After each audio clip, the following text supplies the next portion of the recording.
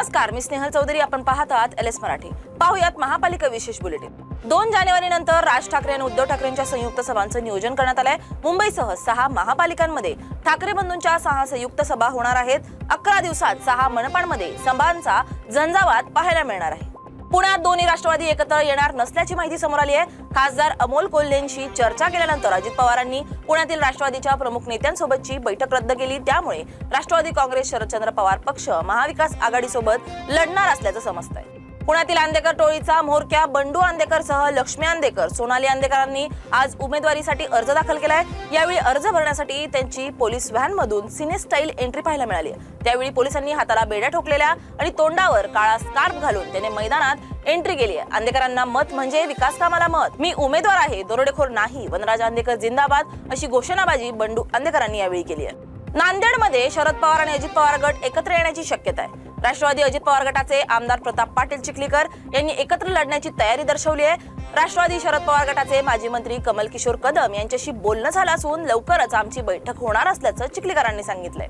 मिलिंद नार्वेकर यांनी शिवतीर्थावर राज ठाकरेंची भेट घेतली आहे. महापालिका प्रचारासाठीच्या सभा आणि दौरा या संदर्भात दोघांमध्ये चर्चा झाली आहे. अमरावती महानगरपालिका निवडणुकीसंदर्भात शिंदेची शिवसेना आणि भाजपाची युती फिसकटण्याची शक्यता आहे. आतापर्यंत अनेक बैठका झाल्यात, मात्र ठोस निर्णय नाही. आमदार रवी राणा यांना महायुतीत घेण्याला शिवसेना विरोध करत आहे. कोल्हापूर महापालिकेच्या निवडणुकीत कृष्णराज महाडिक यांनी उमेदवारी अर्ज दाखल केलाय. कृष्णराज महाडिक हे खासदार धनंजय महाडिक यांचे पुत्र आहेत. कृष्णराज या माध्यमातून महाडिकांची तिसरी पिढी राजकारणात उतरली आहे. त्यांनी प्रभाग क्रमांक 3 मधून उमेदवारी अर्ज भरलाय.